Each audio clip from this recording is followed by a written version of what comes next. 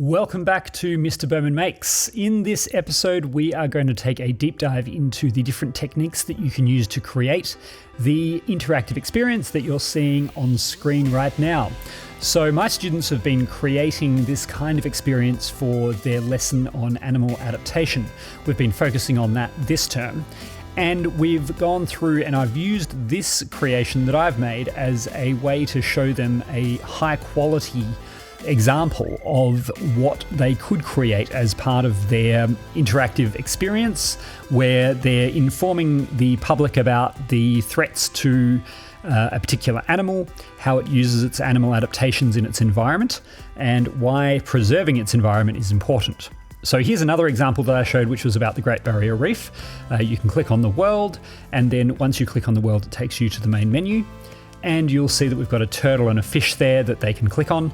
So let's have a look at that by clicking on the turtle. You can see that it transitions very smoothly into the information with the turtle, and that's the focus. Then we're going to go back home and it'll take us back to the main menu with the fish. So we'll click on that. And now we've got all about the Titan triggerfish. So you can see that it's a very interactive and smooth transition between all of these different things.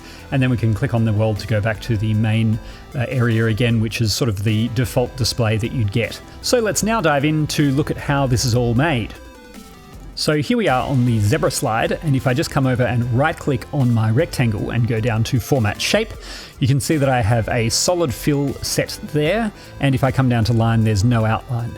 I've also put some transparency on this so that it still has a bit of the background showing through. That's a really quick and easy tip on how to make your text stand out from a background image. Just put a background color behind it and make it slightly transparent. Okay, we're going to take a look at the image now. I've got a slight drop shadow behind this. It's a transparent PNG image. And I can get that drop shadow by coming over to the effects menu and going to shadow and the drop down there. And you can see all the different effects or the different settings that I've got there. With the presets, you can choose one to get started, either as a drop shadow or as an inset. There's also some other options that you can use. And once you've found one that you kind of like, you can then go and mess with the value sliders to get the exact look that you're after. So let me just undo that and we'll go back to the original one. Now we're going to have a look at how to group objects, or groups of objects, I should say. We've got our text box here, we've got our other text box. You can see that my habitat and my zebra text are different fonts. If I hold shift, I can select each of those together, and then I'm going to hit Control G to group them as one object. You can see I can move it around here as one object. And you can also see that it's sitting above the zebra title there. Now I want to change that. So I'm going to go up to arrange and I'm going to go all the way down to selection pane. And if I have a look here, you can see from top to bottom the order in which everything is laid out on the page, with top being the highest, most object and the bottom being the lowest background object. So you've got the foreground up the top and the background down the bottom. So I can take either my title and bring it forward, or I can take my group and put it underneath my title. And you'll see now that the whole group sits underneath the title that I had there. And I can move that back and forward however I want, using that selection pane and clicking and dragging on any of the objects I want to move. Naming these objects is also very, very important, because it's very easy when you're looking at the selection pane to get lost and not remember exactly which object is which. So it's really important that you double click on each of those elements to rename them something unique. We're going to move over now to the Great Barrier Reef photo, and I'm going to show you how to cut out this turtle from the background. This is a really handy technique when you need to get a photo in a pinch and make it look really nice. So we're going to go to the free form shape tool, and you want to find somewhere really easy to see around the turtle silhouette and start clicking and not dragging. You want to make sure that you actually just click and move to the next spot and then click again to place your points. And once you've done that, go right back to where you started from, and if you click, it will create an entire shape. And this is really going to be cool, because then what we can do is we can select the picture, then hold shift and select the shape. Actually, what we can also do is go to the selection pane, and if I click on my picture, I'm just going to rename that because it's good practice. I'll rename it to image. So not a huge difference there, but anyway, I'll hold Control instead of Shift and I'll click the shape above it, and that does the same thing as Shift in the window. But then we can click on Shape Format and we can come over to Merge Shape and then Intersect. And this tool allows us to actually cut out the image in the shape that we've just created. So we can cut that out and then we can go over to our effects again and go to shadow and put a fun little drop shadow on there or an inset shadow, whatever we want to use. We can mess around with the value sliders to get something that is quite interesting and professional looking. So this is a very quick and easy way to get a little bit more of a professional look to an image without having it just be a boring rectangle.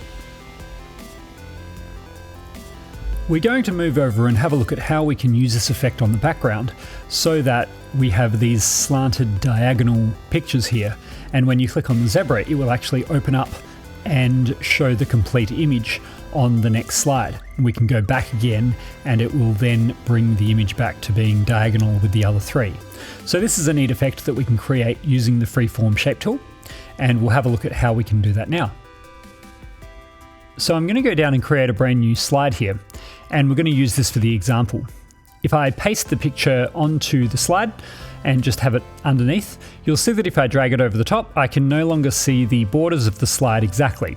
So this is where I want to use guides to be able to see where those borders are. So I head over to guides or I head over to view and then I head over to guides, and I'm just going to drag these over to the side. You'll see that if I drag it too far, they disappear. So I just want to drag them right to the very edges. And then bring them back again if they disappear.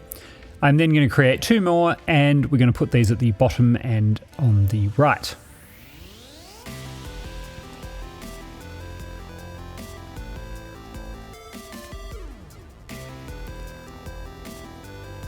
Now if I drag my image up, I can see exactly where my framing is going to be.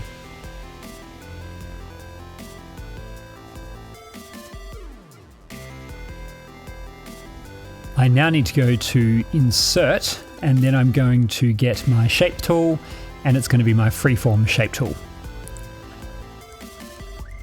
I'm going to start clicking outside of the slide area, and I want to find something that feels like it's going roughly through the middle of the slide while still being diagonal. So I kind of click around and create a bit of a diagonal box here. And it doesn't really matter what the angle is of the more horizontal lines because they won't be seen.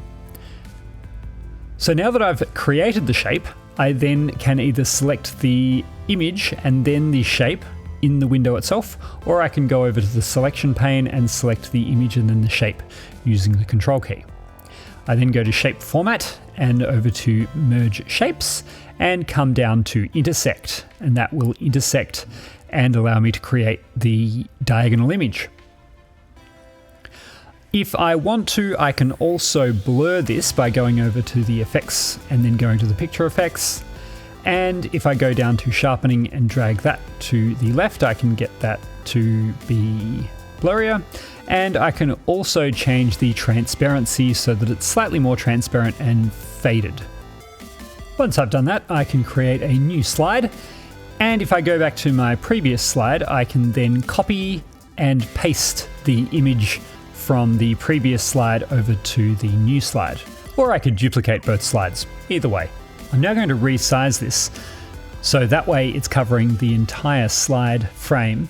And I want to do that because what I'm going to do is have this actually transitions to this slide and actually scales outwards. So what I can do is I can click on the crop button, and this will allow me to actually resize the image within its new frame, which means even though I've scaled the frame up, I can scale the image back down so that it still fits within the borders of the slide in a similar way. And if I click away, it'll go out of crop mode, and I can then come over to the Transitions tab and click on Morph, and you'll see a bit of a preview of what it's now going to do. If I go back to the previous slide and put it in presentation mode and move between the two slides, you can see that it creates this really interesting reveal effect that you wouldn't get from a normal transition in PowerPoint. So this is a fun way to get your transitions more dynamic. This second part of the video is going to be all about the morph transition.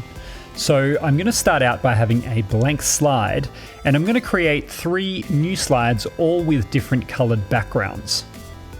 Once I've got my 3 backgrounds with different colors, I'm going to go over to Insert, and I'm going to insert a 3D model. Now I'm going to select the stock 3D models, but you can always choose one of your own from going to My Devices. If I head over to Space, and we're just going to choose 3 different models here. I'll choose the International Space Station, the astronaut, and the moon that's down on the left. And then I can just select Insert. These will take a little moment to come in because they're downloading. And now they've downloaded, I'm just going to arrange them, and I'm also going to go up to my selection pane and rename each of these so they've got their unique names, and I can make sure that I know which one I'm clicking on when I select them. I'm going to start arranging these 3 models on the page by taking the moon and putting it down the bottom. I'll take the astronaut and rotate it slightly, and I'll take the ISS and put it over here and scale it up. On the second page, I'm going to take the astronaut and the moon, and I'm going to paste those over. And then I'm going to change the astronaut's rotation and bring it over to the other side. And then what I'm also going to do is grab the moon, and I'm also going to scale that up so there's a bit of a difference there between the 2 slides. If I go back to slide 1, after I've just tweaked this to my liking, I'm going to grab the ISS and the moon, and I'm going to go to slide 3, and I'm going to paste those in. And now I'm going to arrange those to my liking in a different way than the first slide. So what we're going to be doing is creating transition animations between all 3 of these slides. It's going to look really interesting. And this is how I did the zebra and the cassowary and the, what was the other one? Can't remember, the turtle. So let's have a look at how these stack up. I'm going to select all 3 and create the morphs, and we'll see how that looks in action. So I tap forward and the moon comes up and the astronaut transitions, but then something weird happens. I only have the ISS fading in. So how do we change that? Well, this is where slide linking comes in. If I right click on the astronaut and go down to link, if I click on place in this document and select slide 2, and then on the ISS I do the same thing, but I select slide 3, I'm also going to create a home icon by clicking on the little icon button and typing in home. That doesn't quite get me what I want, so I'm going to type in house, and there's my little house icon. I do the same thing by right clicking on it on the second slide, and if I go to link again and say slide 1 this time, I can copy and paste that to the third slide, and it will do the same thing. So I now can click on the astronaut, it goes to the astronaut slide, I click home, it goes back to the first slide, I click the ISS, and it all works well. Now the problem happens though when we tap through with the arrow keys, it still fades. So the way that we get around that is we go to the slideshow tab, set up slideshow. And if we go to that first option and click the third one instead, what that will do is disable all the clicking on the slide and all of the keyboard shortcuts. So only buttons will work to move us from one slide to the other. And this is how we control that touchscreen interactive experience to be very precise. So coming back to our original project, the zebra will transition or morph to the new slide, and you can see that I've got a few little bits of extra animation in there as we click back on the home button. I've got a few rectangular bars in there that come across the screen. With the turtle, I've got the model rotating in a different direction as we saw with the astronaut, and I've also got the home button there that we can go back and click on, and the same with the cassowary. So this one is still unfinished, as you can see, but it's the same concept as we looked at with the ISS, the astronaut, and the moon. And so that is it for this video. I hope that you enjoyed and got a lot out of this in terms of understanding how the tools of PowerPoint can be used to create some really great and interesting experiences, and also improving your own clarity and visual interest in the slides that you create. Until next time, have fun and enjoy the process.